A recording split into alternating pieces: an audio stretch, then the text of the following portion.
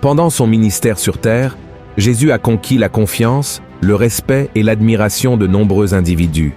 Sa sagesse, ses enseignements, sa compréhension des Écritures et surtout, sa façon de traiter les gens ont conduit les foules à le suivre. Cependant, tout cela a également suscité l'envie, la haine, le rejet et la persécution envers lui. Et peut-être que la personne qui a le plus nourri ces sentiments négatifs envers le Fils de Dieu était un homme nommé Caïphe, qui était le grand prêtre du temple à cette époque. En d'autres termes, il était la figure religieuse la plus importante du peuple de Dieu et responsable d'entrer dans le Saint des Saints et d'offrir les sacrifices du peuple juif au Seigneur. Malgré tout, Caïphe a été l'un des responsables directs, pour ne pas dire le plus responsable, de la mort de Jésus. Et dans cette vidéo, je vais vous montrer comment a été la terrible fin de la vie de cet homme si malveillant et pervers, qui, au lieu d'être le premier à reconnaître que Jésus était le Messie tant attendu, l'a finalement livré à l'Empire romain pour être crucifié. Je suis sûr que vous serez surpris et même choqués par les derniers chapitres de la vie de Caïphe. Mais avant de commencer, je voudrais vous demander de vous abonner à ma chaîne. Il vous suffit de cliquer sur ce bouton et de vous abonner. C'est juste en dessous de la vidéo. Et à côté, il y aura une cloche. Activez-la également pour recevoir en première main mes prochaines vidéos. D'accord? Maintenant, commençons. Afin que nous puissions parler de la fin de la vie du grand prêtre Caïphe, nous devons d'abord savoir qui il était, quel était son rôle dans cette société, et surtout, tout le contexte religieux et politique impliquant l'Empire romain et le peuple juif à l'époque de Jésus. Il est important de rappeler que toutes les informations contenues dans cette vidéo ne sont pas nécessairement enregistrées dans la Bible, mais elles ont été recueillies par des théologiens spécialisés dans les événements politiques et culturels de l'Empire romain à l'époque de Jésus, après de nombreuses années d'études, de documents historiques trouvés dans les ruines romaines et l'ancienne Jérusalem. Le Christ est venu au monde à une époque où Israël et Juda n'étaient plus divisés, comme dans l'Ancien Testament. La région faisait partie de l'Empire romain et était connue sous le nom de Judée. Cette occupation romaine a imposé un système de gouvernement centralisateur qui a détérioré la vie des gens, avec des impôts élevés et des lois qui rendaient le peuple pratiquement esclave de l'empereur. C'est dans ce contexte tendu que deux leaders religieux influents ont émergé, Nasika et Phase, deux grands prêtres du temple de Jérusalem qui, en plus des questions religieuses juives telles que les sacrifices et les célébrations annuelles, géraient également le commerce et les finances de cet endroit. Caïphe est devenu grand prêtre et a acquis tout le pouvoir qu'il détenait parce qu'en l'an 18 après Jésus-Christ, il a épousé la fille d'Anan, dont l'objectif principal était de maintenir le contrôle du temple et de la foi juive au sein de sa famille. Anan avait tellement soif de pouvoir qu'il ne voulait voir aucun autre leader à Jérusalem que lui-même, ou qui n'était pas sous son emprise. Et pourquoi Anan attachait-il tant d'importance à maintenir ce contrôle? Parce qu'il était hautement corrompu et profitait de sa position pour voler les offrandes laissées par le peuple dans le temple, en plus d'utiliser son influence pour tromper les gens afin d'obtenir des avantages personnels. En parlant de Caïphe, en plus d'être tout cela, il était aussi un opportuniste assoiffé de pouvoir qui n'acceptait pas qu'une autre personne ait plus de visibilité et d'admiration que lui. De plus, il était également très intelligent et avait la capacité de traiter avec les autorités politiques romaines. Cela en a fait un juif très respecté par l'Empire.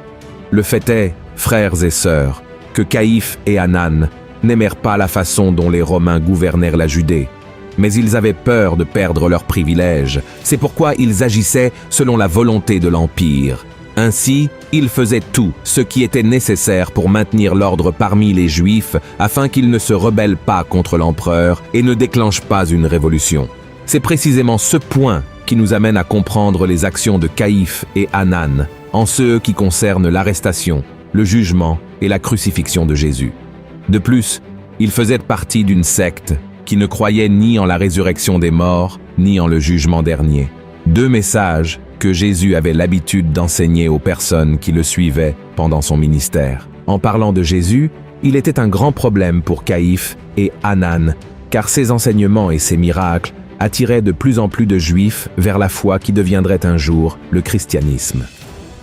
Caïphe, Anan et d'autres leaders religieux étaient préoccupé par la possibilité que le charisme et la popularité de Jésus puissent conduire à une révolte populaire, car le peuple n'approuvait pas le gouvernement romain.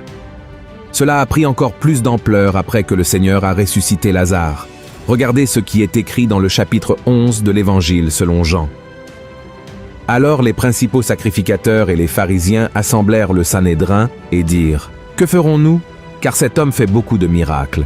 Si nous le laissons faire, tous croiront en lui, et les Romains viendront détruire et notre ville et notre nation. Regardez ceci, frères. » Cette peur a poussé Caïphe et d'autres leaders à élaborer un plan pour arrêter Jésus et le tuer. Seulement, ils savaient que cette arrestation ne pouvait pas être publique, car cela ne ferait qu'engendrer plus de révolte parmi le peuple. Ainsi, ils ont passé des mois à essayer de trouver un moyen de capturer cet homme, qui prétendait être le Fils de Dieu, avant que son influence ne devienne trop grande et ne représente une menace réelle. Pendant que Caïphe réfléchissait à la manière d'arrêter Jésus, il négociait avec les autorités romaines pour s'assurer que cet homme paierait pour ses prétendues erreurs de manière exemplaire et ne reviendrait pas vivre parmi les Juifs, car seulement ainsi, l'Empire romain serait à l'abri d'une révolution populaire. Jusqu'à ce qu'un jour, Caïphe et Anan voient dans la cupidité d'un des disciples de Jésus l'opportunité qu'ils attendaient tant pour l'arrêter.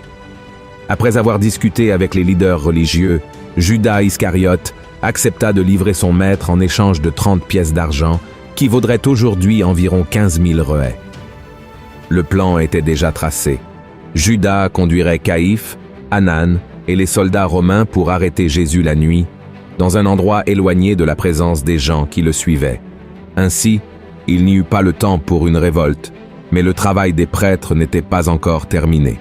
Ils se rendirent au Sanhédrin, qui était le conseil juif des leaders religieux, pour justifier la condamnation de Jésus et manipuler ces hommes afin qu'ils acceptent l'accusation portée contre le Christ.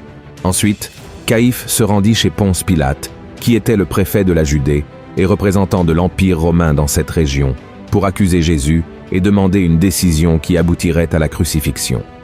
Et alors, lorsque Pilate interrogea Jésus, celui-ci ne se défendit pas et dit même quelque chose de surprenant à propos de Caïphe. Voyez ce qui est écrit dans Jean chapitre 19. Pilate lui dit « Est-ce à moi que tu ne parles pas? Ne sais-tu pas que j'ai le pouvoir de te crucifier et que j'ai le pouvoir de te relâcher ?» Jésus répondit « Tu n'aurais sur moi aucun pouvoir s'il ne t'avait été donné d'en haut. C'est pourquoi celui qui me livre à toi commet un plus grand péché. Regardez ceci, frères. Jésus a dit que Caïphe subirait des conséquences terribles parce qu'il n'allait pas seulement à l'encontre d'un homme innocent, mais contre le Fils de Dieu lui-même. Comme Pilate ne croyait pas que Jésus représentait une quelconque menace pour Rome, et encore moins qu'il avait commis quelque chose qui méritait la peine de mort, Caïphe, Anan et d'autres religieux du temple se rendirent auprès du peuple pour l'encourager à demander l'exécution de cet homme. Et c'est ainsi que cela s'est produit. Pilate proposa de crucifier Barabbas, un bandit dangereux de l'époque, en échange de Jésus, mais le peuple refusa. Alors, ce Romain lava ses mains, et Christ fut condamné et mis à mort. Mais l'implication de Caïphe avec Jésus ne s'arrête pas là. Après la résurrection du Seigneur au 3e jour, Caïphe refusa d'accepter qu'il était le Messie, et qu'il était revenu à la vie, même après avoir ressenti la terre trembler, vu le soleil se cacher et avoir été témoin du voile du temple se déchirant en deux, comme les Écritures le prédisaient.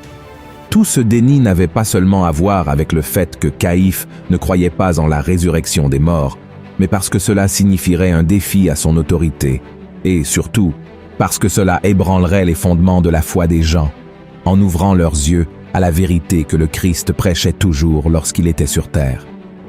Cependant, Caïphe et Anan ne sont pas restés seulement dans la négation de la résurrection de Christ. Ils ont également persécuté, arrêté, torturé et même tué ceux qui prêchaient que le Messie était venu, s'était livré et était revenu à la vie. Parmi ces victimes des leaders religieux juifs se trouvait un homme nommé Étienne, l'un des premiers diacres de l'Église primitive, qui fut lapidé en public pour déclarer sa foi en Jésus.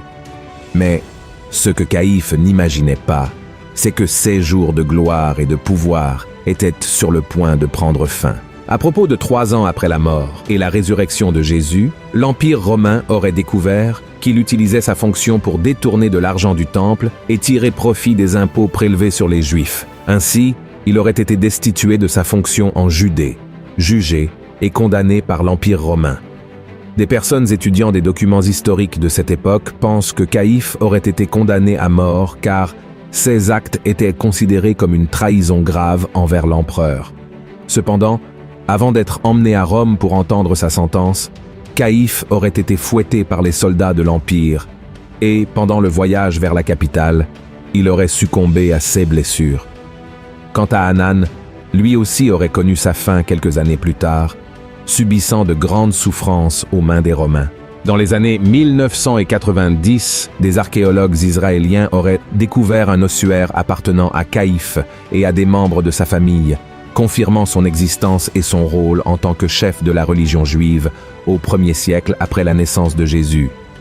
Frères, nous ne pouvons pas affirmer avec certitude absolue que c'est vraiment ainsi que se sont terminées les vies d'Anan et de Caïphe. Comme je l'ai dit au début de cette vidéo, une partie de ces événements que nous avons vus se trouvent effectivement dans la Bible, tandis que d'autres sont présents dans d'autres livres et documents de cette époque. Ce qui est certain, c'est que Caïphe était un homme cruel, un homme qui a été utilisé par Satan pour condamner Jésus. Oui, nous savons que la mort de Christ était déjà prophétisée dans l'Ancien Testament, plus de 1000 ans avant qu'elle ne se produise.